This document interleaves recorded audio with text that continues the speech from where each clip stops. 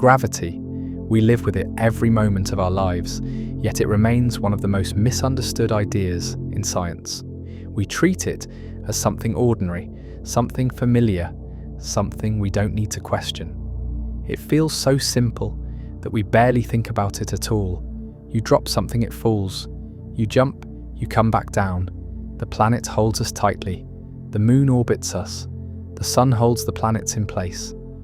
Everything seems so obvious that we assume gravity is the easiest force to understand. But this confidence is an illusion. Gravity is not simple. It is not straightforward. It is not even a force in the way we imagine forces. The more we learn about it, the stranger it becomes. For most of human history, people thought gravity was just the tendency of objects to fall to the ground. Heavy objects fell faster, lighter ones fell slower, and everything naturally sought the center of the Earth. This view felt reasonable because it matched everyday experience. No one questioned it deeply. It took scientists centuries to break past this limited perspective. Even today, people still think of gravity as something that pulls things down. We talk about being pulled by gravity. We talk about falling because gravity drags us. We speak as if gravity is something reaching up from the ground, grabbing objects and yanking them toward the Earth's center. But nature is rarely what it appears to be at first glance. Gravity is not a rope pulling objects downward. It is not a sticky force that glues us to the ground. It is not a mysterious attraction floating in the air. Gravity behaves nothing like the forces we are familiar with. It operates on principles that go far beyond intuition. And if we could remove everything we assume about it, and instead look at the universe with a fresh pair of eyes, we would realize how little sense our everyday understanding actually makes. Think about the simplest example. You drop a ball, it falls. We say gravity pulls it, but what does that really mean? How does the Earth somehow reach out across empty space and grab the ball? Why should two objects attract each other at all? Even Isaac Newton, the man who invented the classical law of gravity, was bothered by this. His equations beautifully described how objects move. His math was elegant, precise, and accurate, but he openly admitted that he had no idea why gravity worked. He knew he had described the motion, but not the cause. He famously wrote that the idea of one object attracting another across a distance with no physical connection was absurd.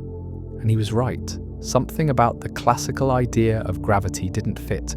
Still, Newton's equations worked incredibly well. They let us predict the motion of planets. They explained tides. They explained falling apples. They let us launch rockets. They guided space missions. For centuries, Newton's gravity dominated our understanding of the universe. It felt complete. It felt final. But the universe does not care about what feels complete. It cares about what is true. Everything changed when Einstein arrived. Einstein realized that Newton's picture, though successful, was far from the real truth. The idea that masses reach across space and pull on each other did not make sense in a deep physical way. Einstein proposed something revolutionary. Gravity is not a force. It has nothing to do with pulling or attracting. It is not something stretching through space. Instead, gravity is space itself, bending, stretching, curving, and reshaping. Space is not a flat stage. Time is not a steady clock. Together, space and time form a fabric, spacetime. And gravity is simply the way that fabric changes shape when mass is present. This idea sounds abstract at first because we cannot see spacetime bending with our eyes. But imagine placing a heavy ball on a rubber sheet. The sheet curves. Smaller marbles placed nearby roll toward the heavy ball, not because the heavy ball pulls them, but because the sheet itself is curved and forces them to follow those curved paths. This is gravity. Objects move naturally along the curves of space-time. They fall because space is bent, not because they are being yanked downward. When you stand on the ground, the Earth curves space-time beneath you. Your body wants to move along those curves, which means falling toward the center of the Earth, but the ground stops you. The sensation you call gravity is actually the sensation of being pushed upward by the ground, preventing your natural motion. This alone is enough to flip our entire understanding of the world. You are not being pulled down. You are being pushed up by the Earth's surface, resisting the curve of space-time. Your weight is not gravity acting on you. It is the force of the ground holding you in place. This single shift in perspective opens a door to a vastly stranger universe. It explains why satellites stay in orbit, not because they are held up by something, but because they are falling continuously along the natural curves of space-time without ever hitting the Earth. It explains why planets orbit the Sun. They are following curved paths created by the Sun's mass. It explains why light bends around heavy objects, not because gravity pulls on light, but because space-time itself is curved and light follows that curve. It explains why time runs slower near massive bodies, because gravity bends not just space, but time. Every part of reality is shaped by this curvature. This is where gravity starts to reveal its true nature. It is not just a property of mass. It is not simply a force that creates orbits. Gravity molds the structure of the entire universe. Without gravity, galaxies would not form, stars would not ignite, planets would not exist. There would be no oceans, no atmospheres, no stable environments, no life. Gravity is the quiet architect behind every cosmic structure. It sculpts everything silently, without us noticing. It sets the pace at which stars burn. It determines how galaxies collide. It shapes the expansion of the universe. But even Einstein's explanation does not solve gravity completely. It describes it beautifully, yet it raises deeper questions. What is space-time made of? Why does mass bend it? Why does time change speed under gravity? Why does gravity refuse to fit into quantum mechanics, the theory that explains everything at the smallest scales? Every time we think we understand gravity, it slips away again. We discover new layers of mystery, we uncover new behaviors, we find new contradictions. Gravity is the only force that acts on everything in the universe. Nothing escapes it. Not light, not time, not galaxies, not black holes. And yet it is the weakest of all fundamental forces. It is billions of times weaker than the electric force. A simple fridge magnet easily overpowers Earth's gravity. How can the universe's most influential phenomenon also be the weakest? This question alone challenges everything we believe about forces. Gravity becomes even stranger when we consider invisible matter, dark matter, that exerts gravity but cannot be seen. It shapes galaxies, yet we do not know what it is. It may be particles. It may be something deeper. We are surrounded by an invisible gravitational influence we cannot detect directly. Then there is dark energy, something that acts like the opposite of gravity, pushing the universe apart faster and faster. Gravity tries to pull things together. Dark energy pushes them apart. Which of these forces will dominate the future of the universe? No one knows. Gravity also refuses to merge with quantum physics. The forces that govern atoms follow one set of rules. Gravity follows another. When we try to combine them into one unified theory, the math collapses. Something is missing, something fundamental. Gravity may not be a fundamental force at all.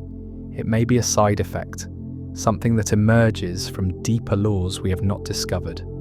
It might not be what we think it is. It might not be a force, it might not be curvature. It might be something stranger, something hidden beneath reality. Whatever gravity truly is, one thing is clear: our everyday understanding barely scratches the surface.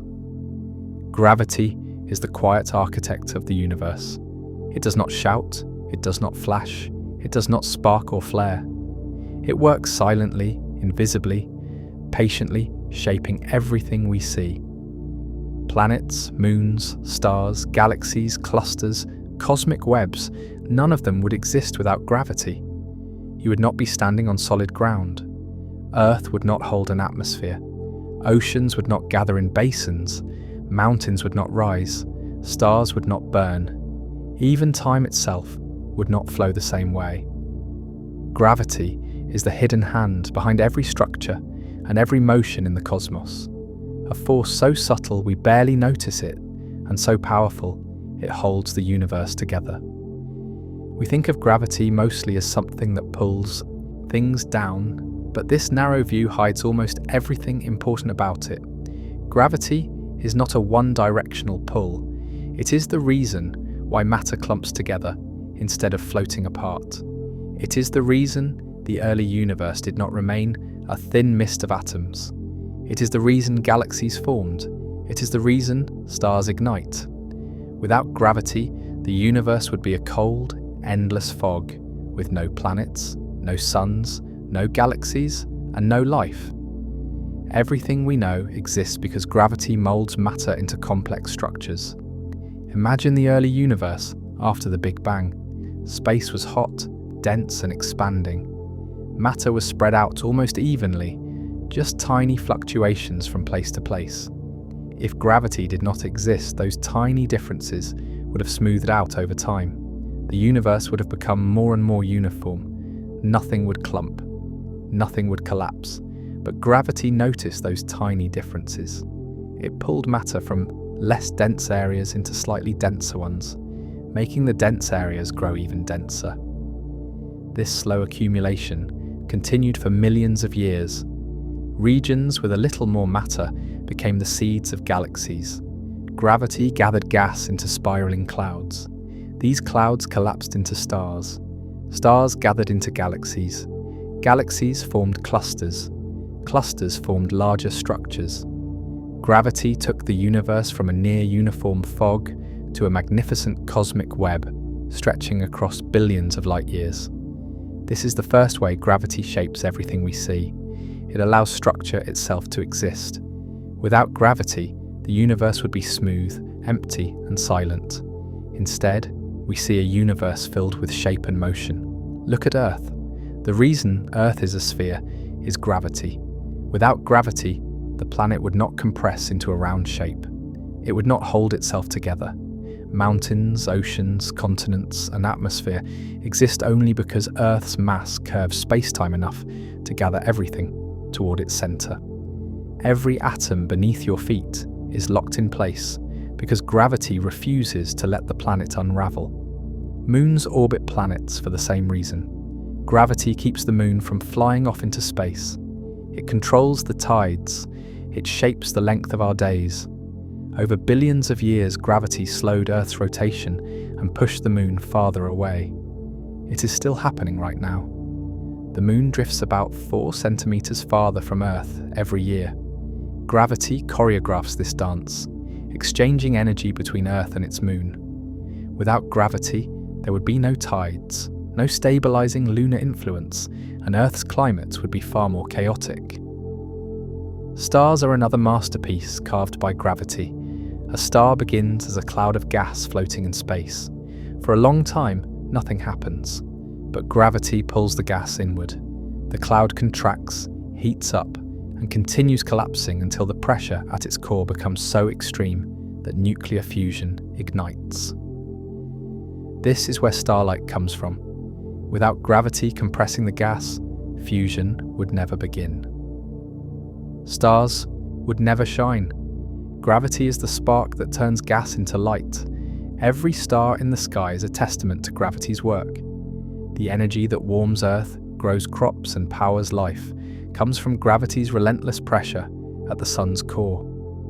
The sun shines because gravity forced hydrogen atoms so close together that they fused.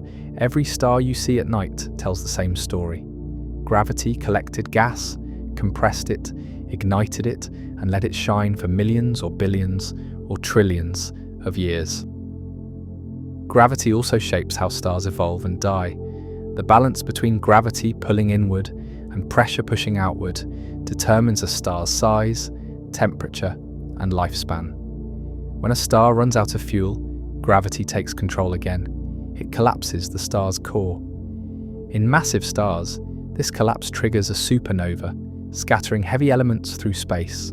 Those elements later become planets, moons, and living bodies. Without gravity guiding the life cycle of stars, the universe would never create carbon, oxygen, iron, or any of the elements that make life possible. Gravity synthesizes the ingredients of existence. On a larger scale, galaxies exist only because gravity binds billions of stars together.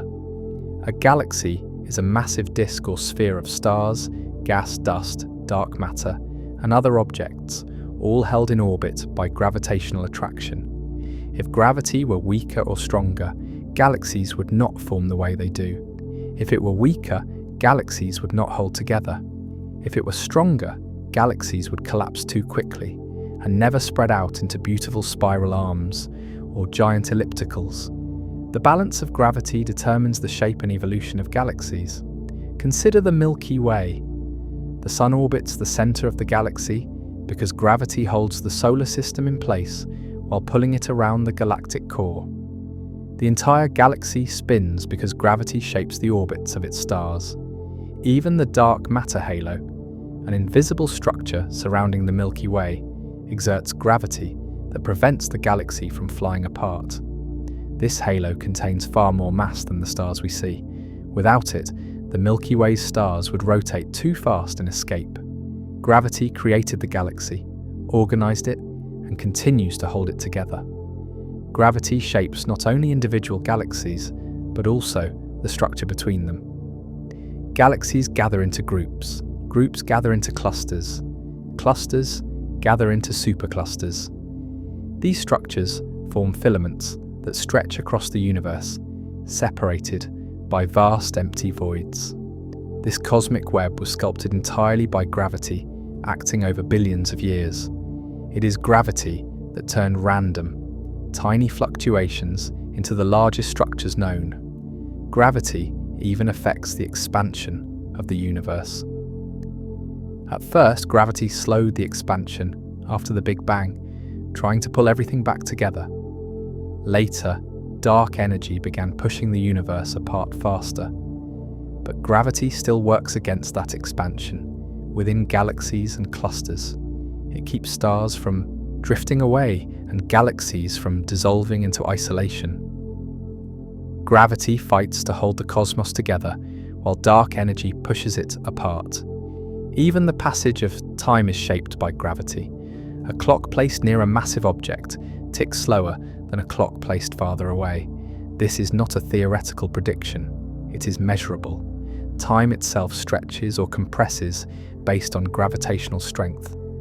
This effect is tiny on Earth, but massive near black holes. Gravity does not just shape the universe's structure, it shapes its rhythm. We cannot escape gravity's influence. It is the reason objects fall at the same rate regardless of their mass. It is the reason planets follow elliptical orbits. It is the reason comets return after centuries in deep space. It is the reason asteroids cluster in belts and Trojan groups. It is the reason black holes form, and the reason galaxies collide. Gravity defines the geometry of the universe. It sculpts the architecture of the cosmos. It decides how matter moves and gathers. It determines where stars form and where they do not. It sets the boundaries for what is possible in cosmic evolution. It makes the universe understandable but also mysterious. Even our bodies depend on gravity in ways we usually ignore. Without gravity, bones weaken, muscles shrink, and bodily fluids shift unnaturally. Astronauts must exercise constantly to maintain strength in microgravity. Gravity has shaped biological evolution on Earth. Every plant, animal, and microbe developed in an environment where gravity pulled downward with a constant acceleration. Remove gravity, and biology itself must change. This is the quiet power of gravity, its ability to influence everything without ever being seen. Gravity's influence reaches far beyond the structures we can easily imagine.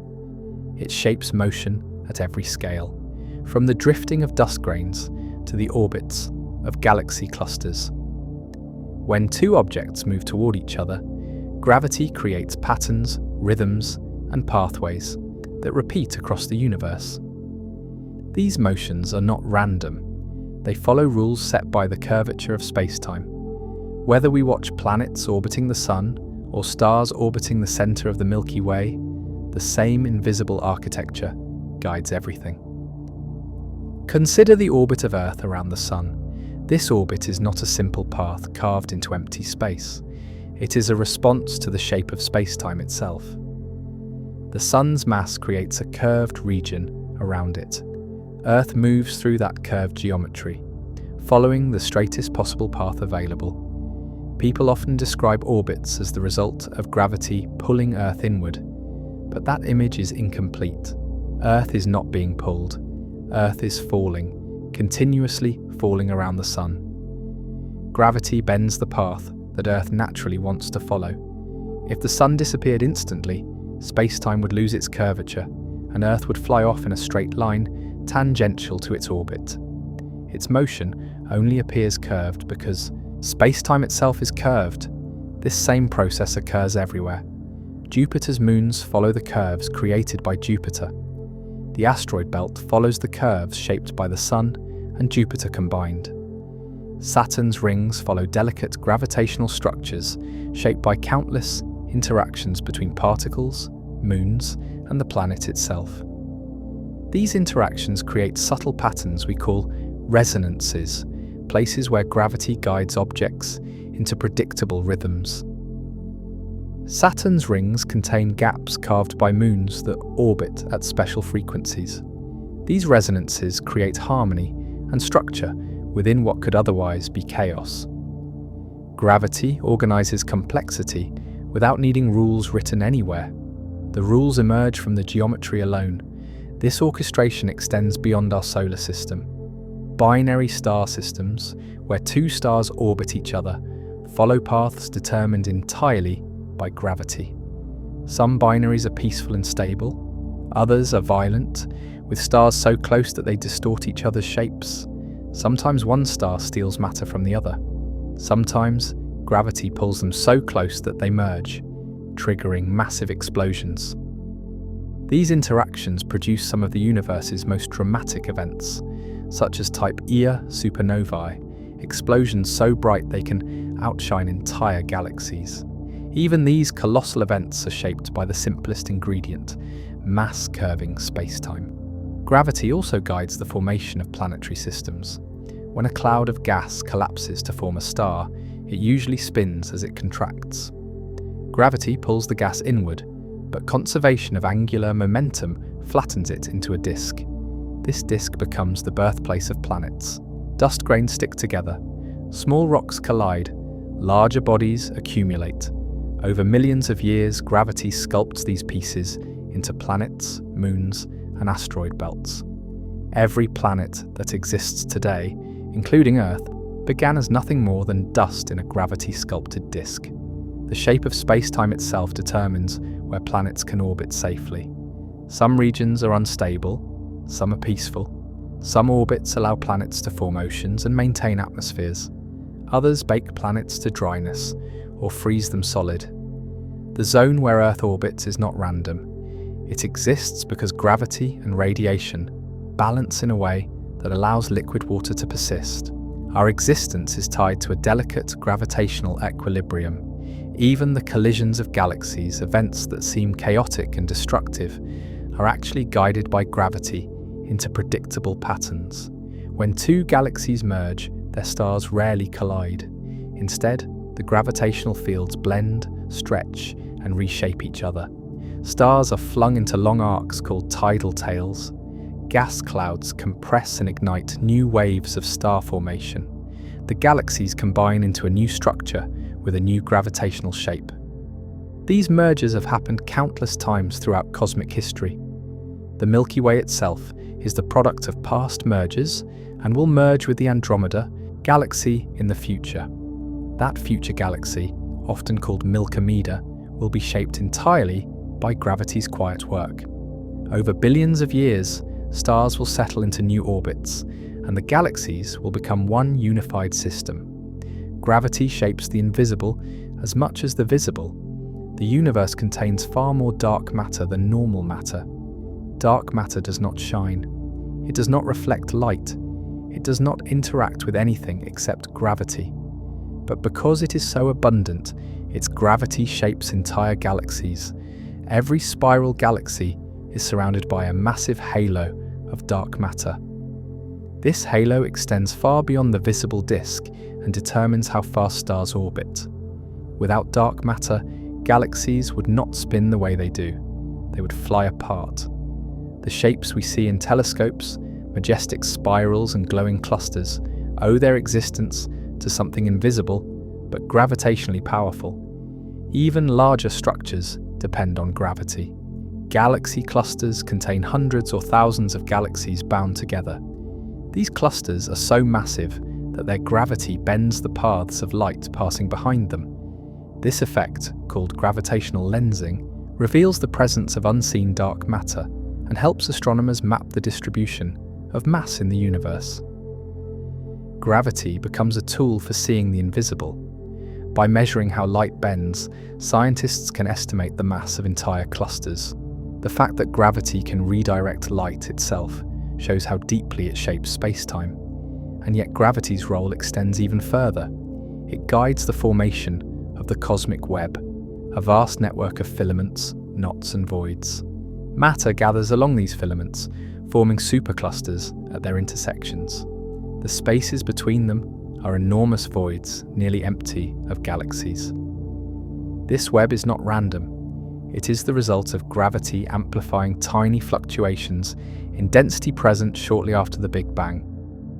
Over billions of years, gravity strengthened the dense regions and emptied the sparse ones, carving a structure that spans the entire observable universe. If you zoomed out far enough, far beyond any single galaxy or cluster, the universe would look like a glowing web floating in darkness. And that web exists because gravity shaped every part of its formation. Gravity does not just create structure, it creates consequences. Consider a comet traveling through the solar system. As it approaches the sun, it speeds up, pulled by the curvature of space-time. As it moves away, it slows down again. Its path is determined entirely by gravity, but the comet itself changes too. Heat evaporates its surface. Jets of gas push it slightly off course. Gravity still governs the overall shape of the orbit, but even the smallest change in momentum can alter the comet's long-term path. Gravity, in this sense, guides both order and chaos together. This same mixture of order and chaos exists in stellar systems. A planetary system with multiple large planets can become unstable. Over long periods, slight differences in gravitational influence can build up. Orbits can shift. Some planets may even be ejected into interstellar space. These rogue planets drift through the galaxy with no star to call home, moving forever through darkness, guided only by the gentle pull of distant stars. Their existence reminds us that gravity does not always produce tidy, symmetrical systems. It can create wild outcomes as well.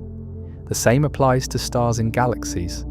Every star in the Milky Way is influenced not just by the Sun or the galactic center, but by every other star, by dark matter, by gas clouds, by past mergers, by future interactions. The path that the Sun takes through the galaxy is a smooth curve only because countless small influences blend into a single, long-term pattern. Gravity organizes these motions in a way that is stable on average, but chaotic in detail. It is both predictable and unpredictable at the same time. On cosmic scales, gravity defines the future.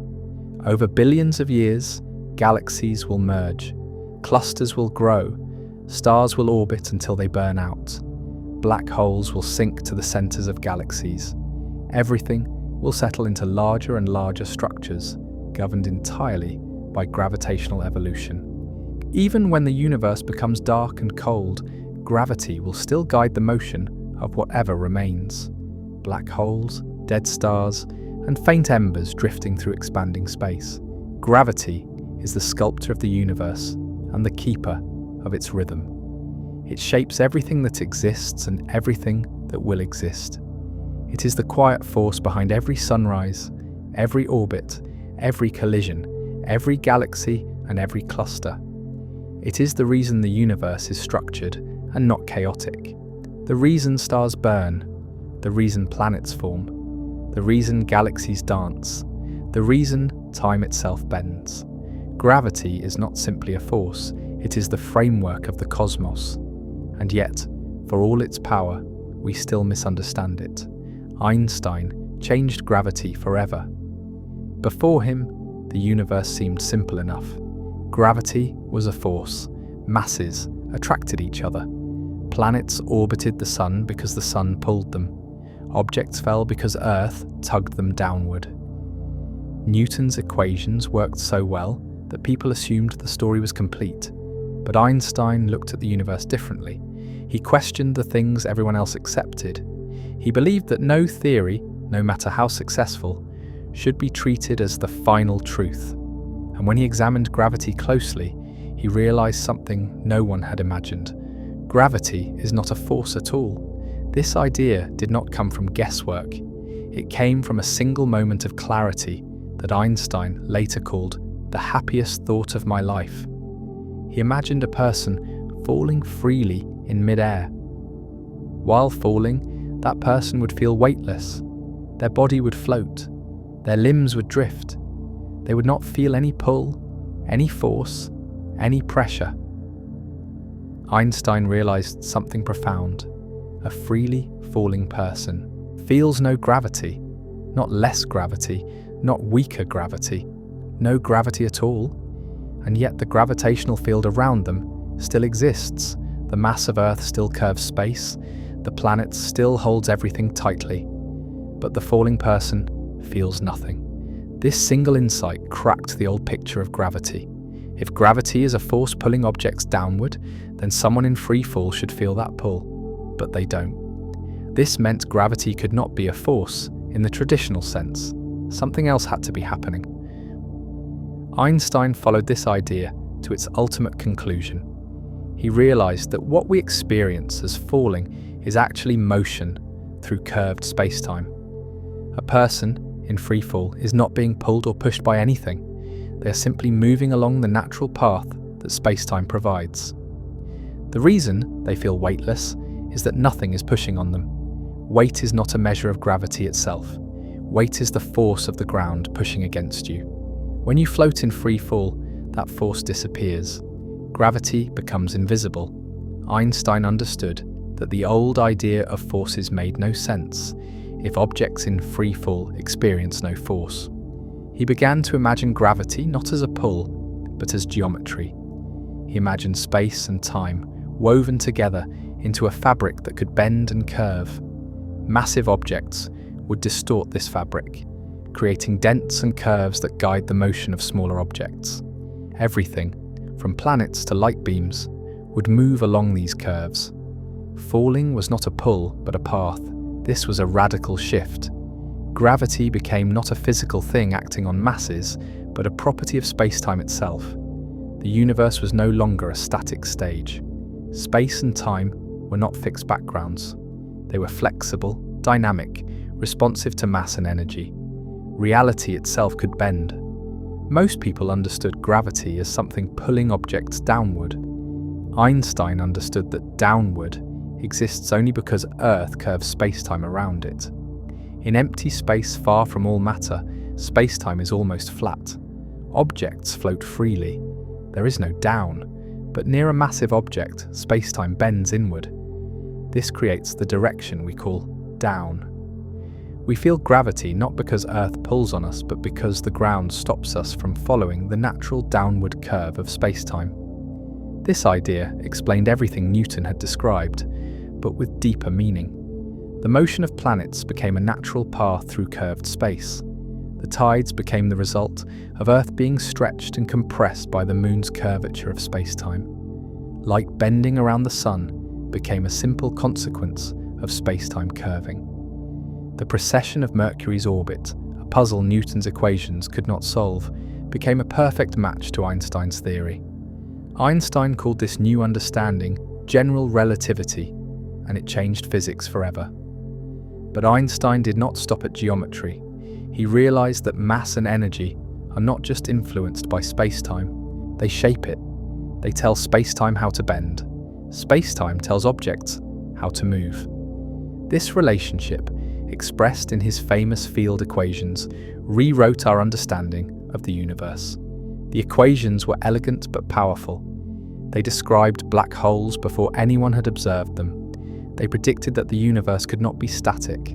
It must expand or contract. They predicted gravitational waves, ripples in spacetime produced by massive accelerating objects. All of this came from the simple idea that gravity is geometry. Einstein's theory revealed that spacetime is dynamic. It can stretch, squeeze, twist, and ripple. It can evolve with time. It can react to matter. It can shape the cosmos. The universe became a living, moving structure, not an empty void where forces push and pull objects around. To understand how revolutionary this was, imagine a bowling ball placed on a trampoline. The surface dips. If you roll a marble nearby, the marble curves around the bowling ball. The bowling ball is not pulling the marble. The marble follows the shape of the trampoline. This analogy is imperfect. Spacetime is not a surface, and objects move in 4 dimensions, but the idea is the same. Gravity is not a pull. It is the shape of the world. This explains why planets orbit the sun. They are not pulled. They're falling freely along curved paths in spacetime. They keep missing the sun as they fall, so they continue orbiting. This explains why astronauts feel weightless in orbit. They're constantly falling, but never hitting the ground, because their horizontal speed carries them forward fast enough to keep missing Earth. They feel weightless, because nothing pushes back on them. Einstein's insight also explains why time itself is affected by gravity. When spacetime curves, time stretches. A clock placed near a massive object ticks slower than one placed farther away. This is not a trick or illusion. It is a real effect. Time itself passes differently, depending on where you are. Einstein realized that space and time cannot be separated. Together, they form a single structure that bends and twists. Gravity affects that structure. This leads to consequences that seem impossible. For example, the higher you stand above Earth's surface, the faster time passes for you. If you lived your entire life on a mountaintop, you would age slightly faster than someone living at sea level. The difference is tiny, fractions of a second over a lifetime, but measurable. Atomic clocks confirm this every day. GPS satellites must adjust their onboard clocks because time runs faster in orbit. Your phone would not work without Einstein's correction. General relativity also explains why light bends around massive objects. Light always travels straight, but straight is defined by spacetime itself. If spacetime curves, a straight path looks curved to us. When starlight passes near the sun, its path bends. This effect was first observed in 1919 during a solar eclipse. The stars behind the sun appeared slightly shifted from their usual positions. Their light had travelled along the curve of spacetime. This observation confirmed Einstein's predictions and made him world famous overnight. But Einstein's theory does more than describe motion or explain bending light. It predicts extreme objects that challenge our understanding of reality. Black holes are one example. If enough mass is concentrated in a small region, spacetime curves so sharply that nothing can escape, not even light. General relativity predicts these objects perfectly. For decades, black holes were thought to be mathematical oddities. Today, they are known to be real. We have photographed them. We have detected their mergers through gravitational waves. Everything we observe matches Einstein's equations. Gravitational waves are another consequence of general relativity. When massive objects, like neutron stars or black holes, spiral together, they create ripples in spacetime. These ripples travel at the speed of light, stretching and squeezing space as they pass. In 2015, scientists detected gravitational waves for the first time using the LIGO observatory. This detection proved that spacetime is not just a backdrop. It is a physical entity that can move, shake, and vibrate.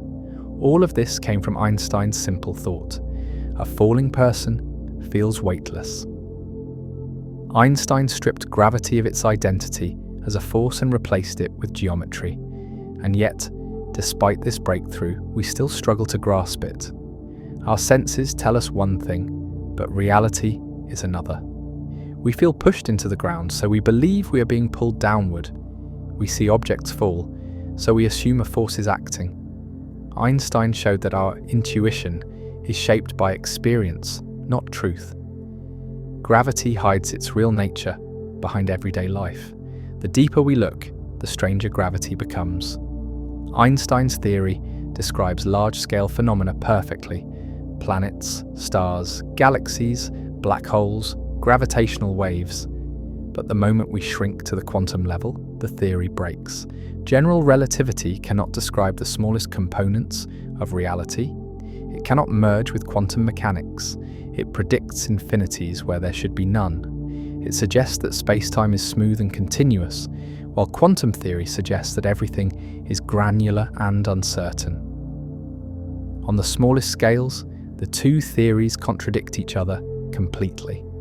Einstein's revolution solved one mystery and exposed another. Gravity is geometry, but geometry may not be the whole story. Objects fall because space itself is bent. This sounds strange at first because everything in our daily experience convinces us that falling is caused by a force pulling downward. We feel the ground push against our feet. We feel our stomach drop in an elevator. We watch rain fall, rivers flow, leaves drop. Gravity feels like an invisible hand tugging everything toward Earth. But that picture is an illusion created by how limited our senses are. Falling is not the result of a pull. Falling is the natural motion of an object moving along the curves of space-time. We do not fall because Earth drags us. We fall because the geometry of space guides us toward the center of the planet. To understand why this is true, imagine what motion looks like in empty space far from planets, stars, or galaxies. If you release an object in that environment, it drifts in a straight line forever. It does not curve, it does not fall, it does not speed up or slow down. This is motion in flat space-time, motion without distortion. The object follows the simplest possible path. But now imagine introducing a massive object like a planet. That planet bends space-time around it. Suddenly the straight lines that objects once followed no longer exist. The geometry becomes curved. The natural paths through space change, and anything moving nearby begins following these curved paths. This is the secret behind falling. Objects do not need a force to make them fall. They simply follow the straightest possible path. But in curved space-time, those straight paths bend inward. Gravity is the curvature. Falling is the motion through that curvature. The object is not being pushed or pulled. It is simply obeying geometry.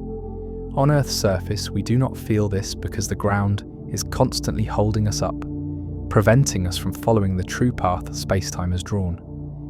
That pressure from the ground is the force we call weight. Weight is not gravity acting on us. Weight is the resistance of whatever surface we are standing on.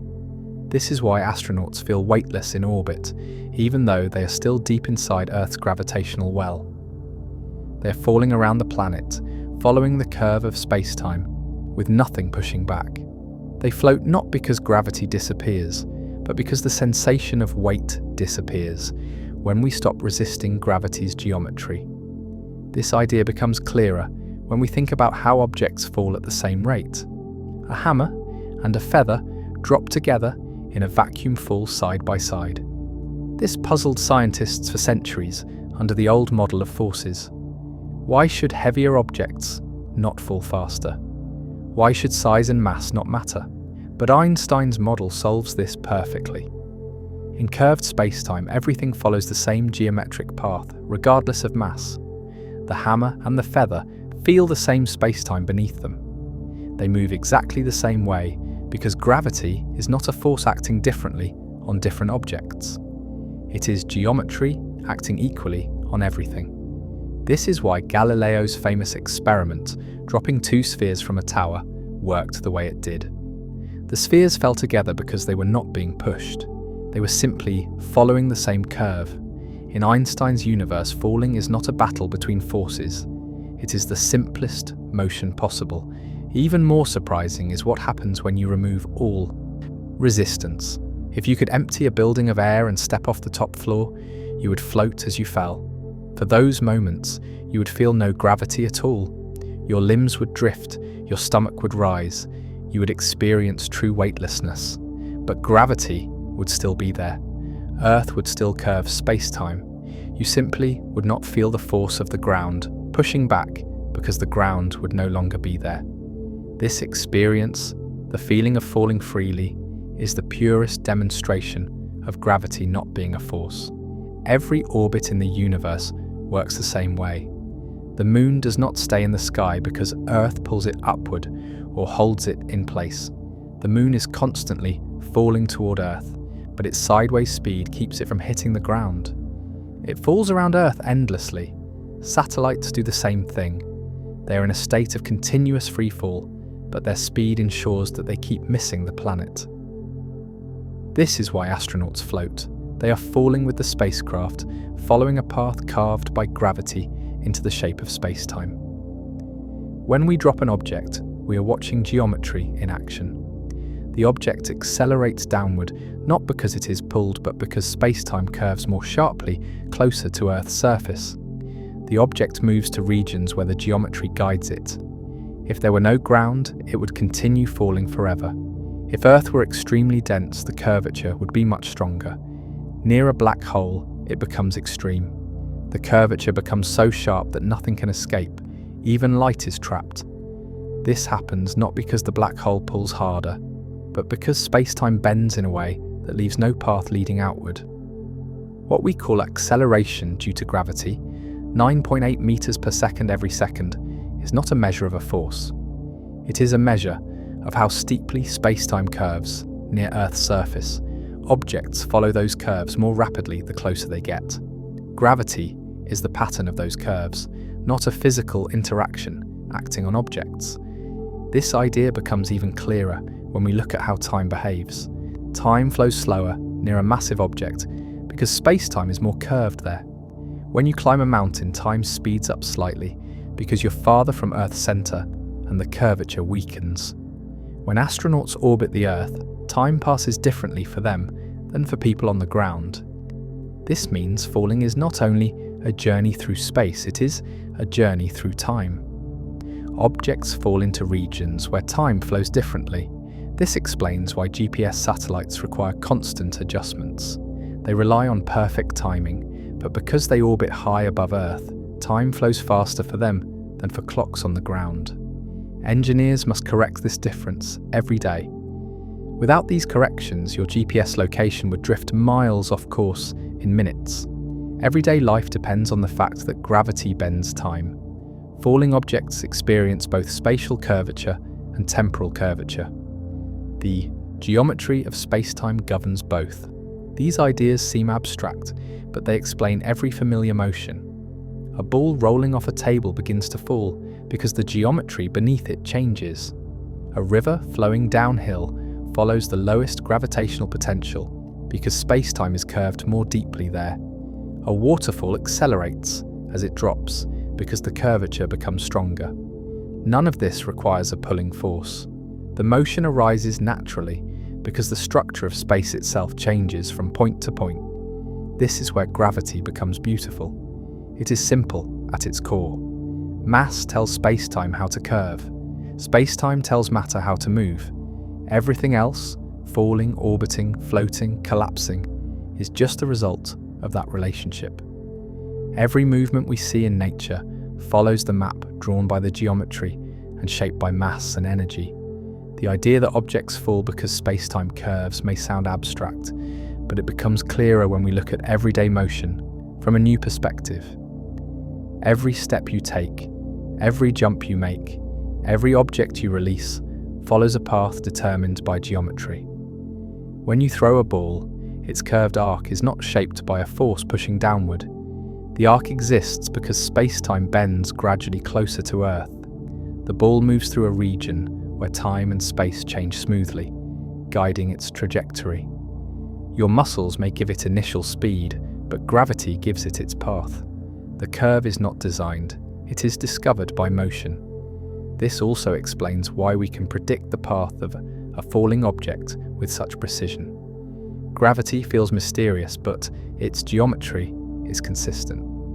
Earth's mass curves space-time in a stable way, and objects respond predictably.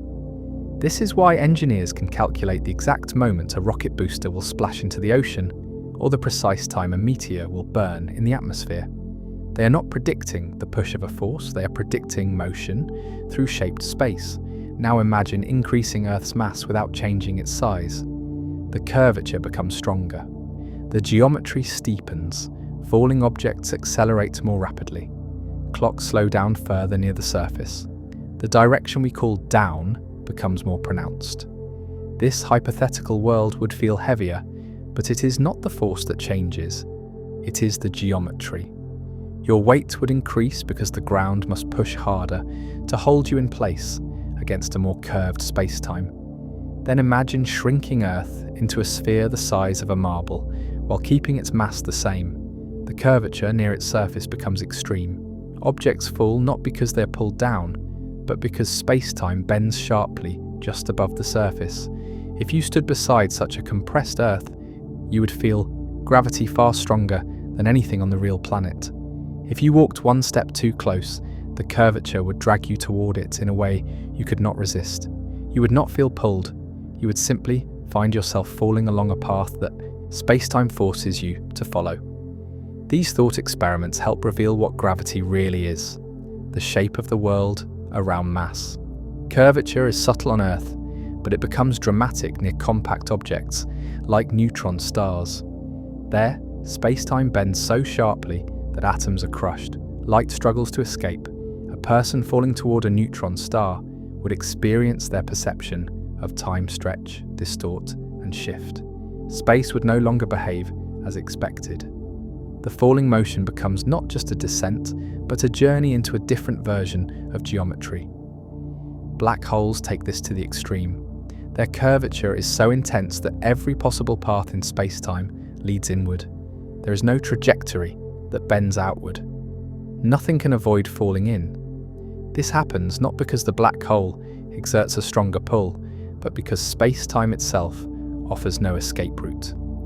Even light, which normally travels along straight paths, is trapped. A black hole is geometry taken to its ultimate limit. It is not an object pulling with infinite force. It is a region where space-time curves inward completely. Falling into a black hole is not like falling onto a planet. It is like following the only possible direction in a reshaped version of space. We normally picture motion as something that happens in space, but Einstein showed that motion happens with space. When space-time changes shape, motion changes automatically. This is why the expansion of the universe affects how galaxies move. Space expands, and galaxies follow that expansion. They are not flying away from us through space. The space between us and them is stretching. Their motion is a result of geometry changing over time. This same principle applies on smaller scales. Space-time around Earth is not static. It shifts slightly as the planet moves, rotates, and redistributes mass. Earth's interior shifts, oceans move, atmosphere flows. All of these cause tiny ripples in curvature that spread outward. These changes are microscopic, far too small for us to notice, but they show that gravity is not passive. It responds instantly to changes in mass and motion. The geometry of space-time is alive, flexible, and precise. When two neutron stars orbit each other, their space-time curves intertwine, creating spirals of gravitational waves. These waves ripple outward, stretching and squeezing space as they travel. When they pass through Earth, our planet stretches by less than the width of a proton, but sensitive instruments detect it. These waves confirm that motion through curved space-time is not just a mathematical idea, it is a real, physical process that shapes the universe. This also explains the strange phenomenon of tidal forces. When you stand near the ocean, the water rises and falls because the moon curves space-time around Earth unevenly. One side of Earth feels the moon's curvature more strongly. The opposite side feels it slightly less. This difference stretches Earth along the direction of the moon. The tides are not caused by a pulling force, but by the shape of the geometry Earth moves through. If Earth had no oceans, the land itself would stretch in the same way. And in fact it does by a small amount that we can measure. The same effect occurs near black holes, but far more dramatically. A person falling feet first toward a black hole would experience intense stretching, a force known as tidal gravity, because space-time curves much more steeply near their feet than near their head. This is not a force pulling them apart. It is a difference in geometry between 2 points. Their body follows two slightly different paths in space-time, causing them to stretch. This phenomenon, known casually as spaghettification, is geometry acting directly on physical form. When we zoom out to cosmic scales, falling becomes even more fascinating. Galaxy clusters fall toward each other along the cosmic web. Superclusters drift slowly through space, pulled into regions where mass is concentrated. Dark matter provides additional curvature, shaping the paths of galaxies that follow it blindly. Entire galaxies fall just like apples do, but on scales so large that their motion becomes almost poetic. Millions of stars drifting through space, guided by the invisible curves of geometry. This is why the large-scale structure of the universe looks like a web. Galaxies fall along the filaments of curved spacetime created by massive concentrations of dark matter. They move toward nodes where the curvature deepens. These nodes eventually become clusters and superclusters. The cosmic web is not built by chance. It is built by gravity shaping the motion of galaxies across billions of years. And even today, everything continues to fall. The Milky Way is falling toward the Andromeda Galaxy. Both are falling toward a larger cluster called the Virgo cluster. The Virgo cluster is falling toward an even more massive region known as the Great Attractor. On every scale, falling is the universal language of gravity. Nothing is static. Nothing is anchored. Everything is in motion because space-time itself provides no stillness. Understanding this changes the way we see the universe. Falling is not an accident, it is the natural state of motion. Standing still is the strange behavior. When you stand on the ground prevents you from following the path space-time wants you to take. You feel this resistance as weight. In truth, falling is simply moving freely. Weight is the interruption of that freedom. This flips the world upside down. Falling is natural. Not falling is what requires force. And once we see gravity this way, everything becomes clearer. The hidden geometry of space guides every step, every orbit, every collapse, every collision, every wave of light, every stretch of time. Gravity is not a downward pull. It is the structure of reality. Time feels constant. It feels steady. It feels like the one thing in the universe that never changes. Seconds tick one after another. Minutes pass the same everywhere. Hours always feel like hours. We use clocks, schedules, calendars, and routines because we believe time is universal. We imagine that if 1 minute passes here, 1 minute passes everywhere. But gravity destroys this idea completely. The universe does not give every place the same time. Time bends, time slows, time stretches. Time behaves differently depending on where you are, how fast you move, and how strongly space-time curves around you. Gravity does not just shape space, it shapes time itself. This is one of Einstein's most important insights, and one of the most difficult for our minds to accept. We can imagine space bending because bending is something we understand visually. But time bending? Time slowing down because of a planet? Time speeding up because you walk up a hill? These things feel impossible because we experience time subjectively. Our bodies do not feel the differences. Our senses do not detect them. But clocks do. Instruments do. Physics does. Time is not the same everywhere. Gravity controls the flow of time across the universe. One way to understand this is to imagine a clock placed on the ground and another placed on a tall mountain. these two clocks do not run at the same speed. The clock on the mountain runs faster. The clock on the ground runs slower. The difference is tiny, billionths of a second, but it is real and measurable. Scientists have confirmed this countless times with atomic clocks, which are so precise they lose less than a second in millions of years. Lift one of these clocks even a few meters off the ground and it ticks measurably faster. This means that by simply walking up a staircase, you move into a region where time passes more quickly. This effect is known as gravitational time dilation. It happens because time flows differently in regions where spacetime is curved more deeply. The closer you are to a massive object, the slower time runs. The farther you are, the faster time flows. Gravity is the reason. Mass curves spacetime. The curvature affects the rate at which time itself progresses. Time and space are part of the same fabric, and when one bends, the other reacts. This idea completely reshapes how we think about motion. When an object falls, it moves into regions where time runs at different speeds. The flow of time changes along its path.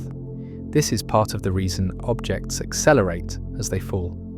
They are not simply going faster through space, they are also moving through regions where time flows differently. Space and time are intertwined. Motion is a journey through both.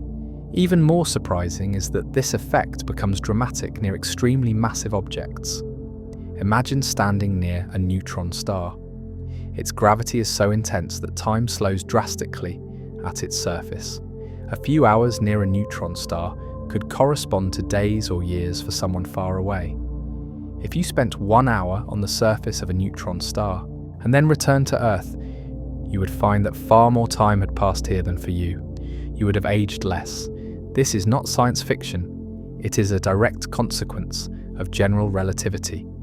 Now imagine going even closer to the edge of a black hole. The gravitational curvature there is so extreme that time nearly stops relative to an outside observer.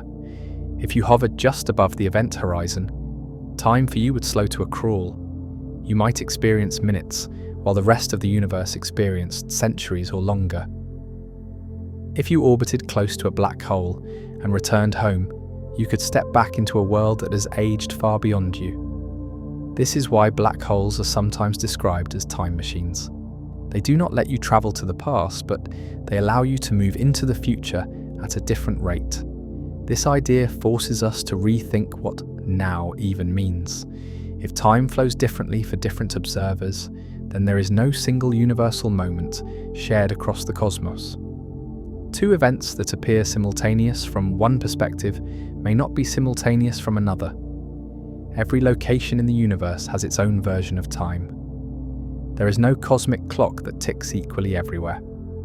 This is why GPS satellites must constantly adjust their onboard clocks. These satellites orbit far above Earth, where gravity is weaker and time flows faster. If their clocks were not corrected, the difference would accumulate and cause GPS signals to drift kilometers off course. Your phone depends on Einstein's theory every time you use navigation. Without correcting for gravitational time dilation, GPS would fail. Our technology already lives in Einstein's universe, even if most people do not realize it. Time dilation also influences how stars evolve.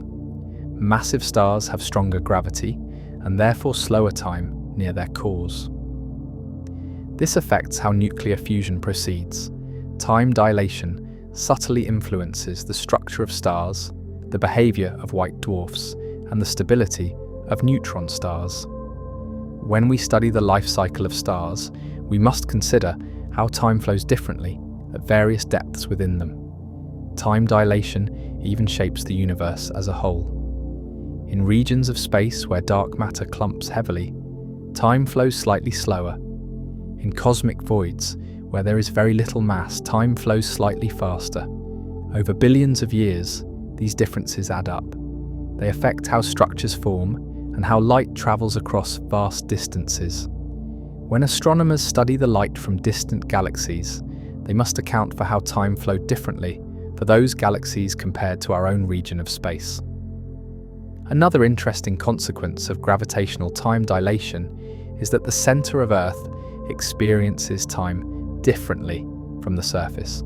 Deep below ground, where the gravitational potential is lower, clocks would run slightly slower. This means that the core of Earth is younger than the crust by a measurable amount.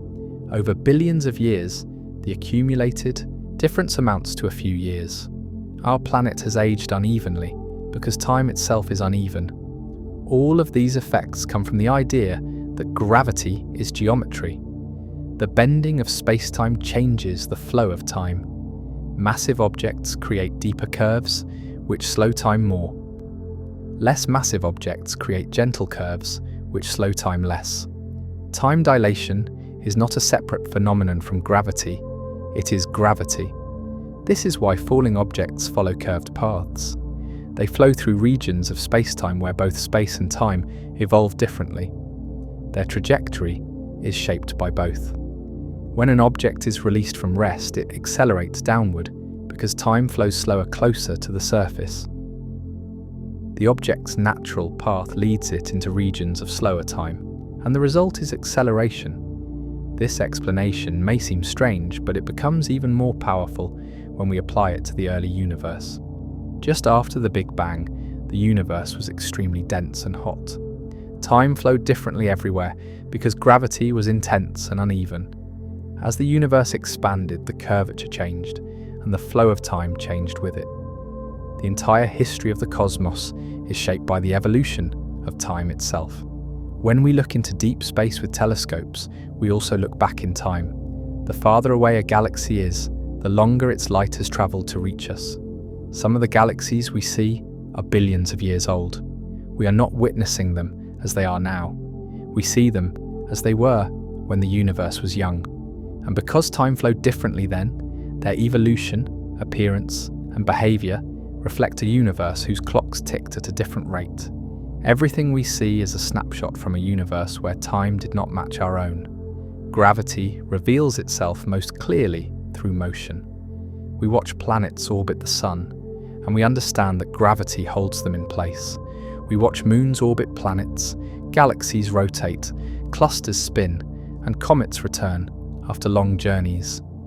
Motion exposes the invisible structure behind it. We expect that when we measure the motion of stars and galaxies, the gravity we calculate should match the matter we see. For a long time, everyone assumed that was true.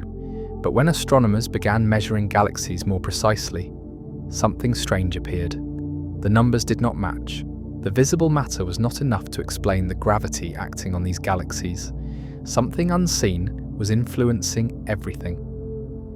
This was the moment scientists realized the universe is hiding most of its mass. Galaxies rotate far faster than they should. According to the gravity from the stars, gas and dust that we can see, their outer edges should fly apart. They should tear themselves open. Their stars should escape into intergalactic space. But they do not. Galaxies hold together with a strength far greater than their visible mass can provide. Something invisible is anchoring them. Something we cannot see is shaping their motion. This hidden mass creates gravitational fields, strong enough to bind entire galaxies. It shapes the structure of the universe, the distribution of galaxies, the formation of clusters, and the cosmic web stretching across billions of light years. We call it dark matter, not because it is mysterious or magical, but simply because it does not shine. It does not glow. It does not reflect or absorb light. It does not interact with electromagnetic forces. It is invisible, not faint, not dim, but completely undetectable except through gravity. We only know it exists because of the way it shapes the motion of stars and galaxies.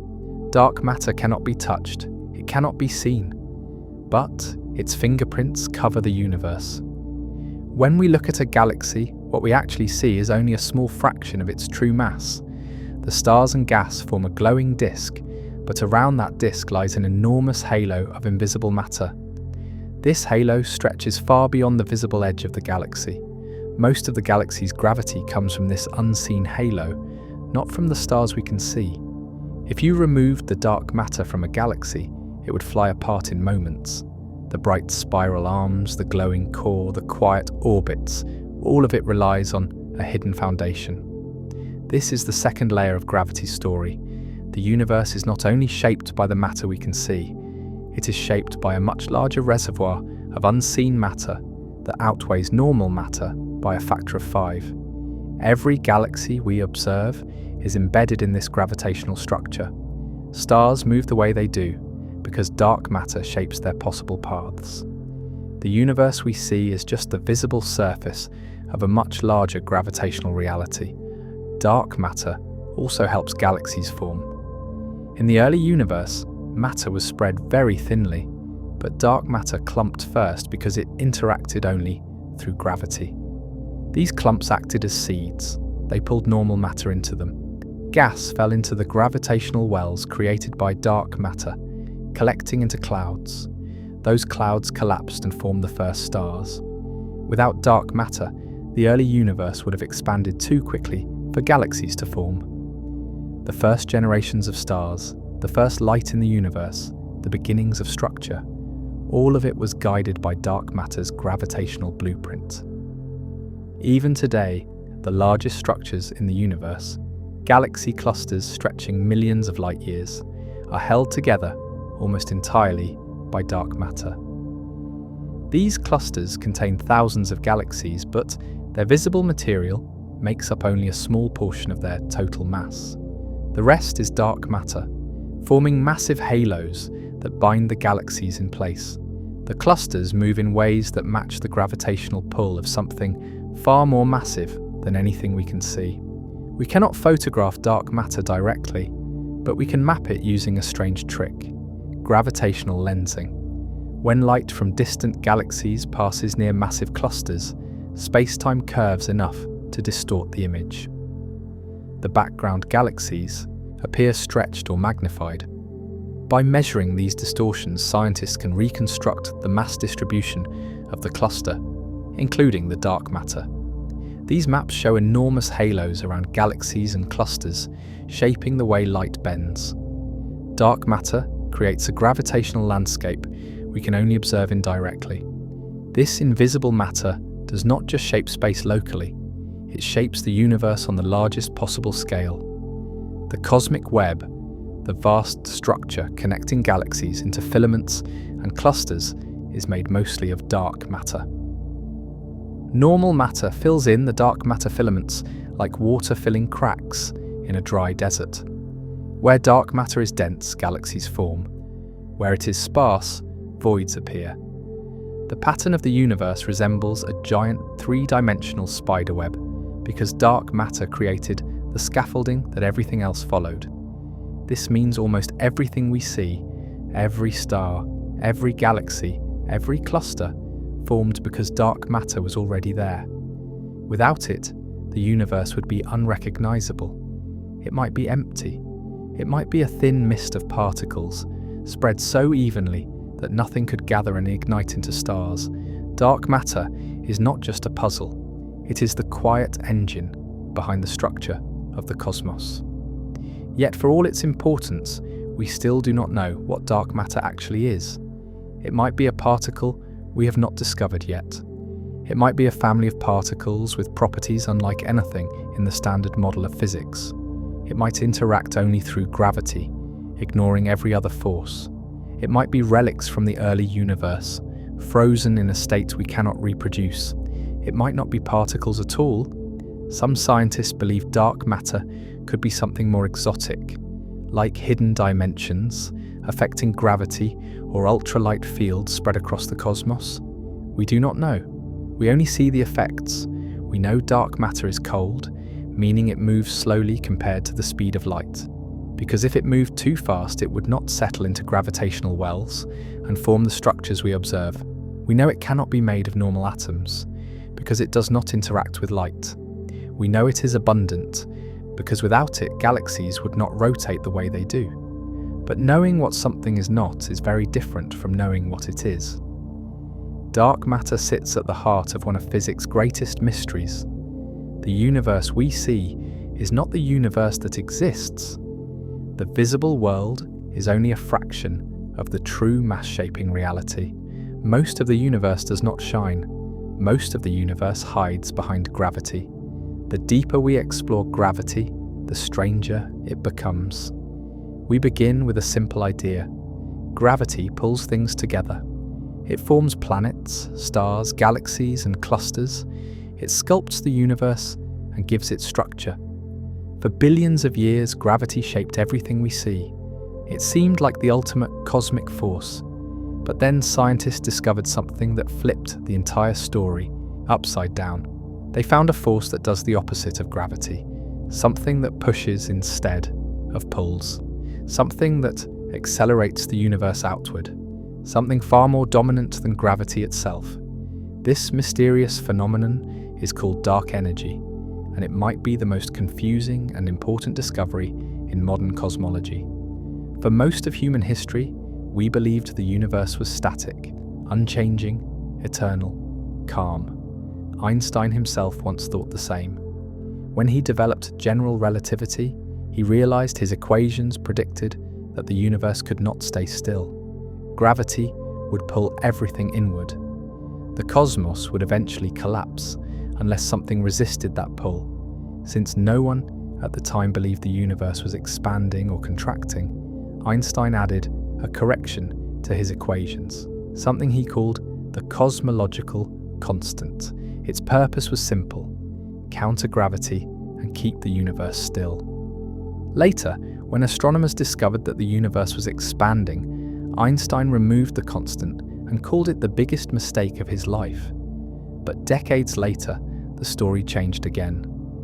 In the late 1990s, astronomers studied distant exploding stars called supernovae. These explosions are so bright they can be seen across billions of light years. By measuring their brightness, scientists can determine how far away they are. By measuring their redshift, they can determine how fast the universe is expanding. The results shocked everyone. The universe was not just expanding, it was expanding faster and faster. The expansion was accelerating. Gravity was losing. Something else was pushing the universe apart with increasing strength. This was the birth of dark energy. Dark energy is not like normal energy. It does not act like radiation or particles. It does not form stars or planets. It does not clump. It does not dilute as the universe expands. It appears to be woven into the fabric of space-time itself. And as the universe expands, dark energy becomes more dominant. The larger the universe gets, the stronger the effect becomes. Gravity weakens with distance. Dark energy does not. The discovery of dark energy was so unpredictable that many scientists refused to believe it at first, but evidence kept growing. Measurements of the cosmic microwave background confirmed it. Studies of galaxy clusters confirmed it. Maps of large-scale structures confirmed it. The acceleration was real. The universe was being pushed apart by a mysterious form of energy that made up most of the cosmos. Today, dark energy accounts for roughly 68% of all the energy in the universe. Dark matter makes up about 27%. Everything we see, stars, galaxies, planets, atoms, makes up less than 5%. This means the universe is dominated by two invisible components, one that pulls and one that pushes. Dark matter acts like extra gravity. Dark energy acts like anti-gravity. But unlike dark matter, which gathers in halos and filaments, dark energy does not clump at all. It is spread evenly throughout space. It fills every corner, every void, every region. Even empty space contains dark energy. And as space expands, there is more space, which means more dark energy. This causes the expansion to accelerate. The universe speeds up because dark energy increases as the universe grows. But what is dark energy? That question has no clear answer. Some scientists believe that dark energy is Einstein's cosmological constant revived, a property of space that produces a constant outward pressure. Others believe dark energy could be a field that changes over time. Some propose that dark energy is evidence that space-time itself has a deeper structure we have not yet discovered. Others think gravity might behave differently on extremely large scales, making dark energy an illusion created by gaps in our theory. The truth is that no one knows. Dark energy may be the sign that our current understanding of gravity is incomplete. To understand how strange dark energy is, imagine a balloon covered in dots. The dots represent galaxies. As you blow air into the balloon, the surface expands. The dots move away from each other because the balloon stretches. The galaxies themselves do not move through space. Space stretches between them. But now imagine the balloon expanding faster and faster each second. This is what dark energy does. It accelerates the stretching of space. Galaxies drift away from each other, not because they push off, but because space-time itself expands. At small scales, gravity wins. It holds galaxies together. It holds solar systems together. It holds planets together. But on scales of hundreds of millions of light years, dark energy becomes stronger. It smooths out large structures. It pushes galaxies apart. It stretches filaments. It widens cosmic voids. The tug-of-war between gravity and dark energy determines the universe's fate. In regions where gravity is strong, like galaxies and clusters, dark energy has almost no effect. But in the vast emptiness between clusters, where gravity is weak, dark energy dominates. It pushes more strongly than gravity pulls. As the universe expands, these empty regions grow larger and more influential. Dark energy becomes the main driver of cosmic evolution. Eventually, it will dominate everything. The discovery of dark energy forces us to confront a disturbing idea. Gravity is not the ultimate force shaping the universe. Gravity rules the small and medium scales. But at the larger scales, dark energy takes control. This means the universe we see today is not permanent. It is only one stage of a much larger story. The acceleration caused by dark energy increases over time. This means galaxies that are far from us will eventually move away faster than light. They will not disappear in the traditional sense, but their light will never reach us again. The visible universe will shrink even as the real universe grows. Galaxies will fade beyond the cosmic horizon. Over trillions of years, the night sky will grow more empty. Gravity formed the universe, but dark energy will disperse it. This raises a profound question. If dark energy is real, what does it say about gravity? Are they two sides of the same phenomenon? Is gravity simply geometry, and dark energy a property of that geometry? Are we missing something fundamental about space-time? Does the universe contain fields or dimensions we cannot detect? Does the expansion come from quantum fluctuations? Are there deeper rules beneath the surface of general relativity? These questions cut to the heart of physics. But before we explore the answers, we must understand something even more important. Gravity is not only challenged by dark energy, it is also challenged by the extreme behavior of space-time near the universe's most violent objects. And this is where the story of black holes begins. Black holes are the places where gravity stops behaving gently and reveals its true nature. Everywhere else in the universe, gravity curves space-time in ways that feel familiar. It shapes orbits. It guides falling objects. It molds galaxies. But near a black hole, gravity becomes so intense that the rules break. Space stretches, time slows, paths twist inward. The curvature becomes so deep that no object, no particle, no ray of light can escape. A black hole is not made of matter pulling inward. It is made of space-time collapsing inward. It is the ultimate expression of gravity, not a force, but geometry pushed to its absolute limits. To understand black holes, imagine compressing Earth into a sphere the size of a marble. Its gravity would become fierce. Clocks near the surface would slow dramatically. Falling objects would accelerate faster than anything you have ever seen. But Earth cannot naturally collapse this way. Its internal pressure pushes outward too strongly. Now imagine doing the same thing to a star much larger than our Sun. When such a massive star runs out of fuel, nothing remains to resist gravity. The pressure inside fades. The star collapses inward. Its core is crushed by its own weight. The collapse becomes unstoppable. The star shrinks past every limit, and space-time curves more sharply at each stage. Eventually, the collapse reaches a point where space-time curves so steeply that a boundary forms, the event horizon.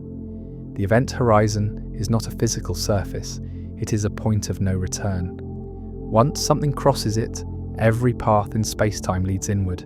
There is no direction that points outward. Light cannot escape. Signals cannot escape. Nothing can reverse its course. From the outside, the event horizon marks the place where the universe becomes silent. We cannot see what happens inside. The rules break down.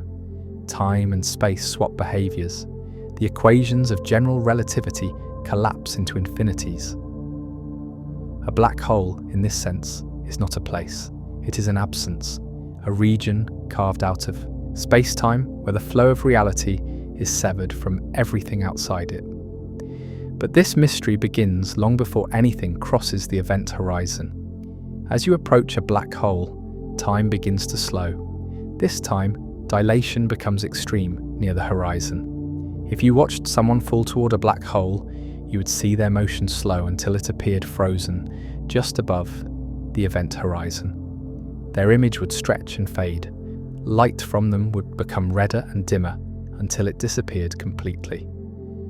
To you, they would never cross the boundary, but from their own perspective, they would cross it in a finite amount of time, with no dramatic event marking the transition. The horizon is only a boundary in space-time, not a physical barrier. Inside the horizon, the collapse continues until it reaches something unbelievably strange: the singularity. A singularity is not a point in space. It is a point where the curvature of space-time becomes infinite. Distances lose meaning. Time loses meaning. The laws of physics break. General relativity cannot describe what happens there. And this reveals a profound truth. Black holes expose the limits of Einstein's theory. They show us that our understanding of gravity, brilliant as it is incomplete. Black holes are not just theoretical ideas. They are real, abundant, and essential to the universe. Many form when massive stars die. Others form when smaller black holes merge. At the centers of most galaxies, including the Milky Way, lies a supermassive black hole, millions or billions of times the mass of the Sun. These giants anchor galaxies. Their gravity shapes orbits. Their influence stabilizes the galactic center. Their growth influences star formation. Without supermassive black holes, galaxies might look very different, or might not exist at all. Black holes also power some of the brightest phenomena in the universe. When matter falls toward a black hole, it forms a swirling disk that heats to extreme temperatures. This disk emits radiation far brighter than entire galaxies. Jets of energy shoot out from the poles at nearly the speed of light. These jets can stretch thousands of light years and influence the growth of galaxies around them. Black holes, despite their reputation as destroyers, play a crucial role in shaping cosmic evolution. They regulate the growth of galaxies. They sculpt the distribution of gas. They redistribute energy across interstellar space. This contrast, a silent core surrounded by explosive activity, makes black holes paradoxical. They are both destructive and creative. They swallow matter but sculpt galaxies. They end the lives of stars but illuminate the universe with their accretion disks. They trap light but reveal the nature of space-time more clearly than anything else. The first direct evidence of a black hole came not from light escaping it, but from light missing where it should have been. Stars around an unseen object orbited at incredible speeds, revealing a mass far too large to be a star. Something dark and compact was there, a black hole. Later, telescopes observed the shadows of black holes directly by imaging the swirling gas around their horizons. The Event Horizon Telescope produced the first image of a black hole silhouette in 2019. The dark circle at its center is not the black hole itself, but the absence created by the event horizon.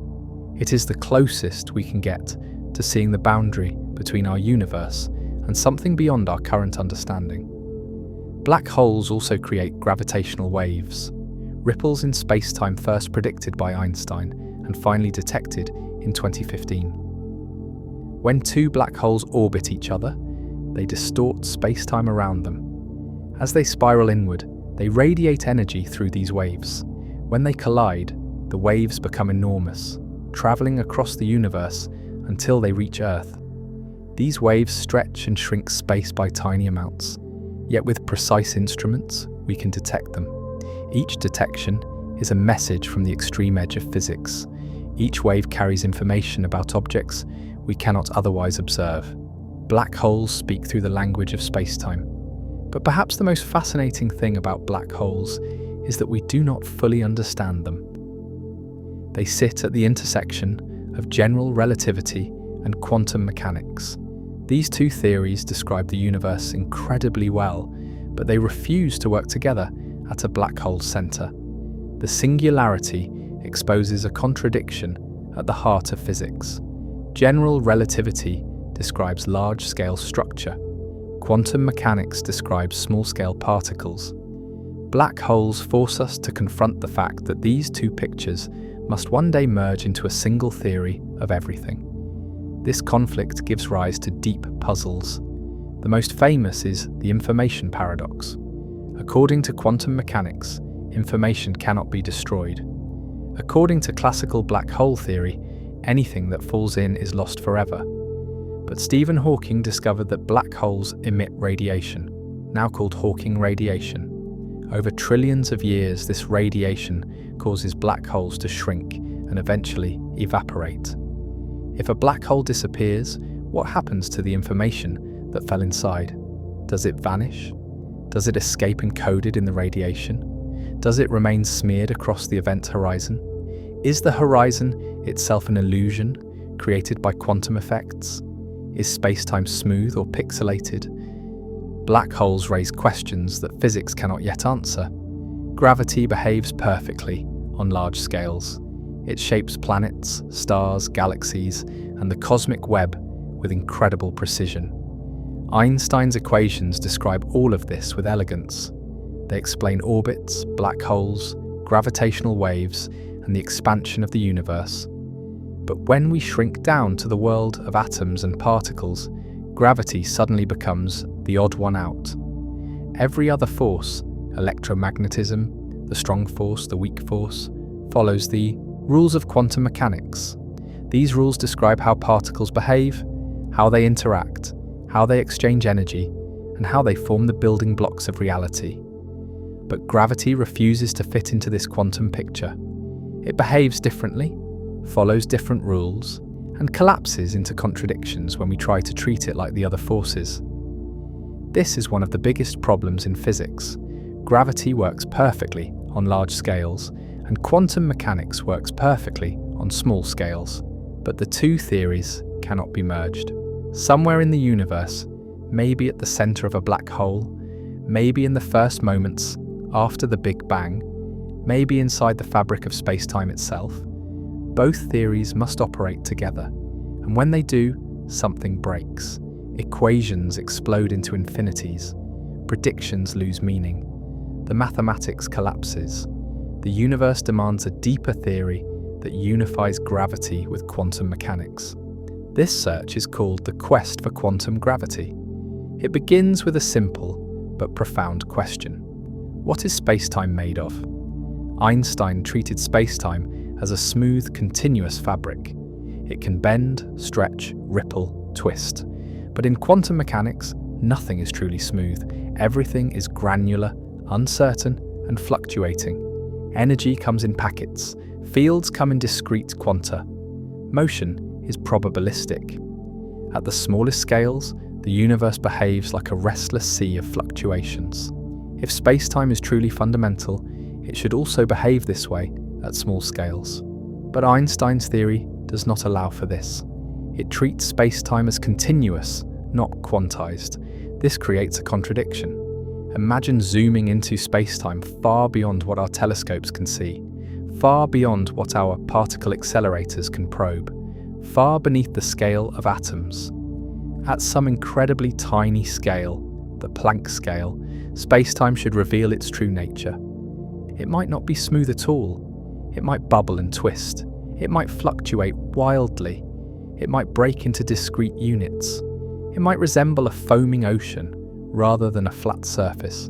This quantum foam is one of the visions scientists have proposed to explain how space-time behaves at the smallest scales. But we cannot test it directly. The Planck scale is unimaginably small, far smaller than anything we can probe with modern technology. This makes the search for quantum gravity the most difficult problem in physics. We know we need a deeper theory, but we cannot observe the clues directly. Still, scientists press on.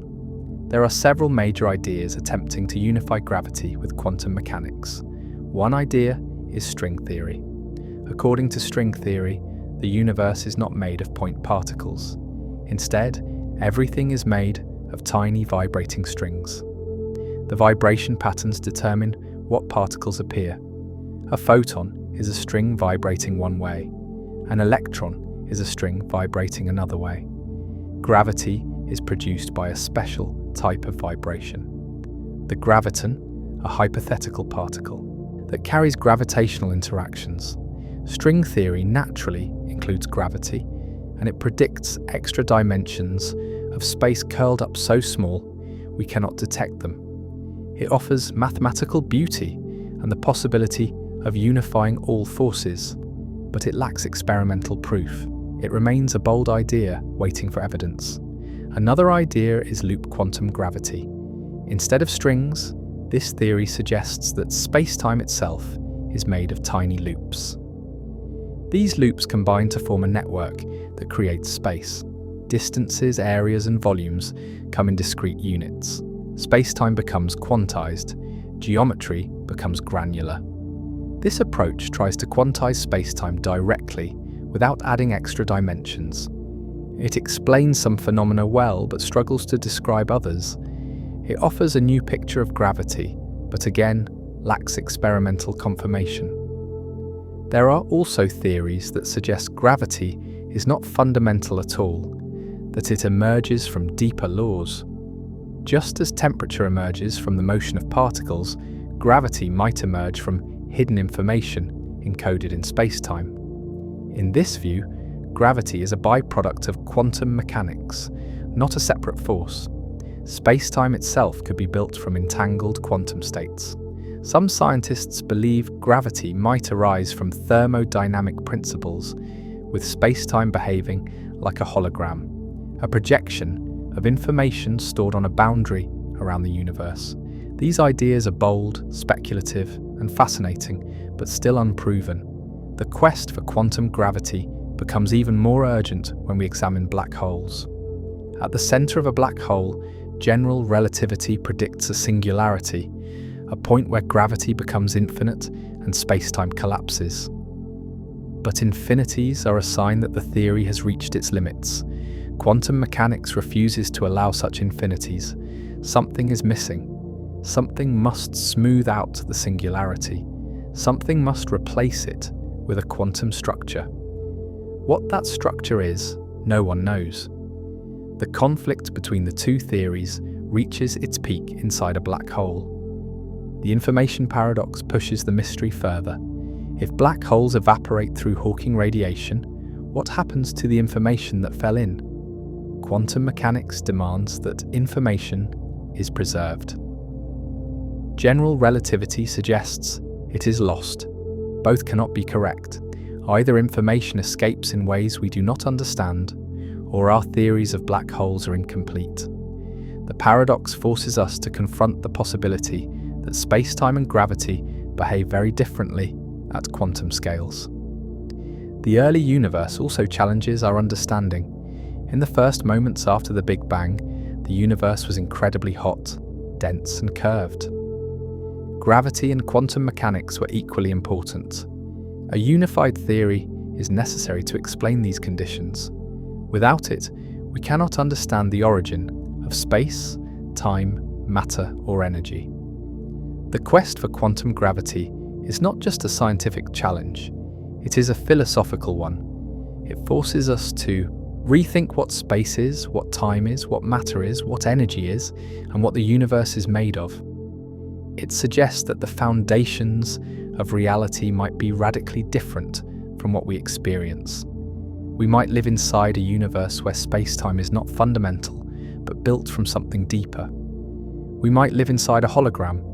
We might inhabit a universe with hidden dimensions. We might exist inside a structure where gravity emerges the way sound emerges from vibrating strings. Each possibility is stranger than the last. Yet every clue points to the same truth. Gravity cannot remain separate from quantum mechanics forever. Somewhere in the universe, the two must merge. Somewhere, the equations must unify. And somewhere, the true nature of space-time must reveal itself. Gravity has always felt like the most obvious force in the universe. It holds planets in orbit, pulls oceans into tides, shapes galaxies, and keeps our feet on the ground. It seems like the one constant we can trust. But the more deeply we study gravity, the more it slips away from that simple image. Einstein showed that gravity is not a force at all, but the curvature of space-time.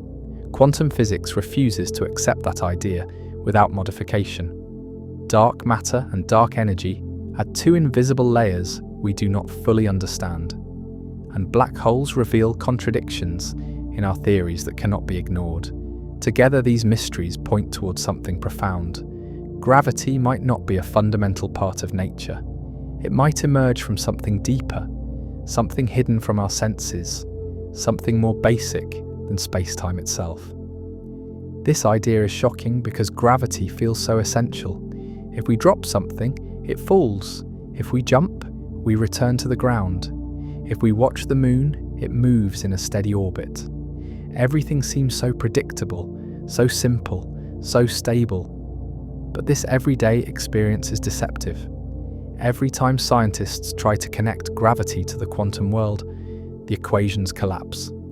Every time we examine gravity at extreme scales, contradictions appear. The deeper we go, the more gravity behaves like a shadow of something else, rather than a force with its own identity. Some physicists believe gravity might emerge from statistical behavior, just like temperature. Temperature is not fundamental. It arises from countless particles moving in random directions. If you zoom in far enough, temperature disappears. All you find are atoms with kinetic energy. In the same way, gravity might not exist at the smallest scales. It might arise only when many microscopic components interact. What those components are, no one knows. They might be quantum bits of information. They might be tiny structures of space-time. They might be something beyond our imagination. One compelling idea is that gravity emerges from entropy, a measure of disorder. In this view, space-time behaves like a thermodynamic system, with gravity appearing as a natural consequence of how information arranges itself. Mass increases, entropy, and space-time responds by bending. Gravity becomes a statistical effect, not a fundamental interaction. This means gravity would not exist without the underlying arrangement of information. It would be an illusion created by deeper laws. Another possibility is that gravity emerges from quantum entanglement. Entanglement connects particles in ways that defy classical intuition. The properties of one particle can be linked to those of another, even if they are far apart. Some scientists believe space-time itself might be woven from entanglement. If particles lose entanglement, space-time might tear. If they gain entanglement, space-time might form or strengthen. In this picture, gravity is a reflection of how quantum states interact. The curvature of space-time arises from the pattern of entanglement. Geometry becomes a map of quantum relationships. This idea is supported by recent discoveries in theoretical physics showing deep mathematical connections between gravity and information theory. Black holes play a central role in this. The surface area of a black hole's event horizon is directly linked to the amount of information it contains. When a black hole grows or shrinks, its entropy changes.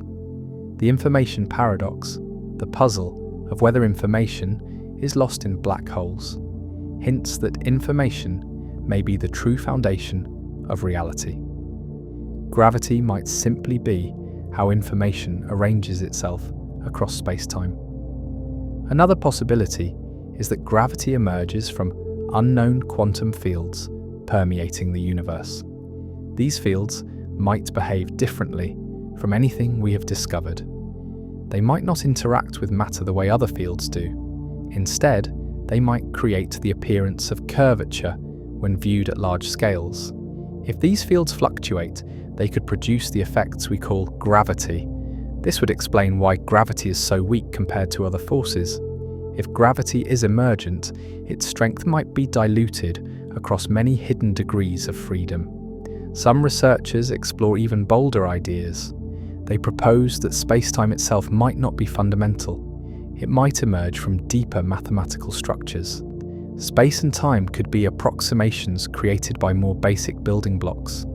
If spacetime is not fundamental, gravity, which is simply the geometry of spacetime, cannot be fundamental either.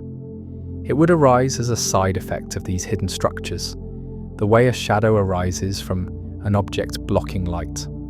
The shadow is real, but it is not the object itself. This interpretation solves many problems. It explains why gravity resists quantization. It explains why gravity appears so smooth compared to quantum fields. It explains why gravity is incredibly weak. It explains why dark energy and dark matter appear to influence gravity without interacting with light. If gravity is not fundamental, it does not need to behave like other forces. It does not need a particle to carry it. It does not need to fit into the standard model. It can exist as a large-scale phenomenon emerging from something deeper.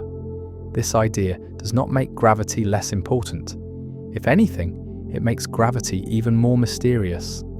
It suggests that the universe might operate according to rules we have not discovered, rules hidden beneath spacetime. We can feel gravity. We can measure gravity. We can describe gravity. But we might not be touching the heart of it. We might be studying only the surface. The search for a deeper understanding becomes even more compelling when we examine the universe's large-scale behavior. Dark energy pushes the universe apart.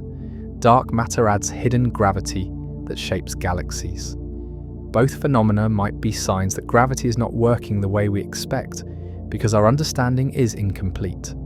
If gravity emerges from deeper principles, then dark energy might not be a substance at all. It might be a property of spacetime, arising from those underlying principles.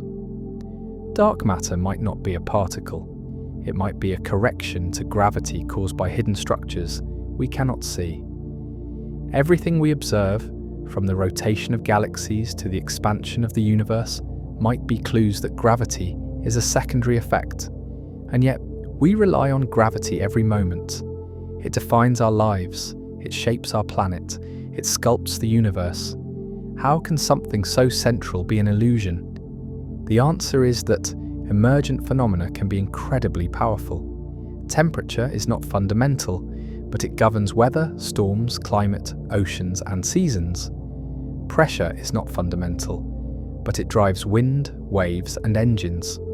Gravity could be exactly the same. Not fundamental, but dominant. Not primary, but essential. This idea forces us to rethink reality itself.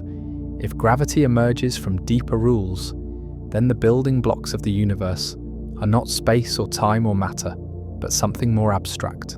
Something like information. Something like entanglement. Something like the structure of quantum states. Something beyond what our senses can detect. Gravity begins as the force we think we understand, and ends as the mystery we cannot escape. It shapes our lives in ways we barely notice, yet it guides the motion of galaxies, bends light across billions of years, and slows time itself. It builds the universe and hides its deepest secrets behind the smooth curve of spacetime. We look at falling objects and see something simple, but beneath that simplicity is a puzzle. bigger than the cosmos. Einstein showed that gravity is not a pull, but a shape. Quantum physics insists that shape must break apart at the smallest scales. Dark matter adds gravity we cannot see. Dark energy adds expansion we cannot explain. Black holes reveal contradictions we cannot ignore. Every layer of gravity we uncover reveals a deeper layer beneath it. And every answer we find opens 100 new questions. We live in a universe held together by a phenomenon we still do not fully understand. Gravity is familiar, but it is not simple. It is gentle, but it is powerful. It is everywhere, but it hides its true nature behind the equations. The more we learn, the clearer it becomes that gravity might not be a fundamental force at all, but a clue pointing us towards something deeper, the real foundation of reality. And one day, when we finally understand what gravity truly is, we may discover that the universe has been trying to tell us something all along,